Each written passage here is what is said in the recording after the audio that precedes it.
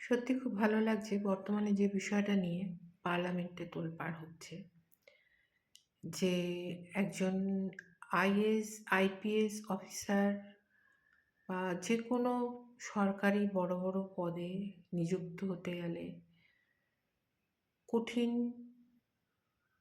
অধ্যবসায় দরকার। তার মধ্যে দিয়েই সে সমস্ত মানুষ বা সেই যোগ্য ব্যক্তি চাকরি পায়। আইপিএস আইএস যাই হোক, যে কোনো চাকরি, ডব্লিউবিসিএস। তাহলে কোনো নেতা মন্ত্রী এমনি নির্বাচিত হয়ে একজন কোনো সাধারণ, এমনও দেখা যায় কোনো পড়াশোনাও জানে না, তার কাছে সে অফিসাররা এসে মাথা নত করতে হয়।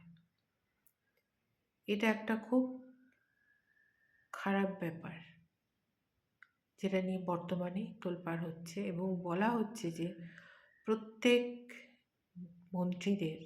মন্ত্রী হতে গেলে তাদের একটা ন্যূনতম শিক্ষা দরকার। কারণ ন্যূনতম শিক্ষা না হলে তারা যে দেশ পরিচালনা করে সেটাতে মানে কি বলবো, সেই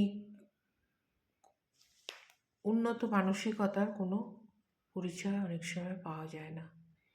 একটা শিক্ষার মাধ্যমেই মানুষের কি বলবো প্রকৃত উন্নতি বা প্রকৃত উন্নত মানসিকতা সম্ভব।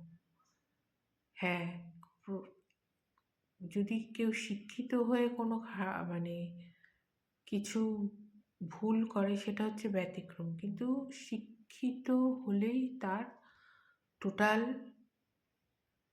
উন্নত মানসিকতা বা কি বলবো পুরো সমাজের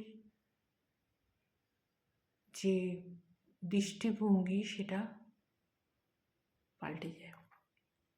কারণ আমরা যদি একটা পোলাও রান্না করি, ঘি, কাজু, কিশমিশ, জাফরান সমস্ত সুন্দর কিছু দিয়ে যদি সেটাকে রান্না করা হয়, তাই সেটা অখাদ্য কিছু হবে না, হতে পারে না। তাই জন্য মানুষ শিক্ষিত হলে তারপরে তার একটা খারাপ কিছু সুগন্ধ বেরোবে বা মানে সেই পোলাওয়ের মতো যে তার উল্টোপাল্টা তার চালচলন বা উল্টোপাল্টা তার কথাবার্তা হবে, এটা হয় না।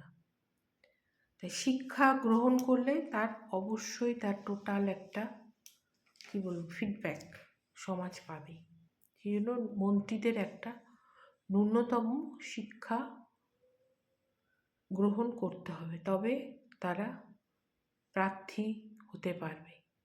এই বিষয়টা যে এখন পার্লামেন্টে আলোচনা হচ্ছে, এটা আমার ব্যক্তিগতভাবে মনে হয় খুব ভালো বিষয় এবং এটা অবশ্যই করা উচিত। তাহলে আমাদের সামগ্রিক দেশের পুরো মানচিত্র বা পুরো কি বলবো সামাজিক যে কোনো রকম উন্নতি টোটালটাই পাল্টে যাবে। এটাই হচ্ছে খুব ভালো। এটা যদি কার্যকরী হয় পার্লামেন্টে, আমাদের সমাজ সত্যিই খুব উপকৃত হবে এবং পুরো সমাজের সামাজিক অবস্থা অনেকটাই পাল্টে যাবে।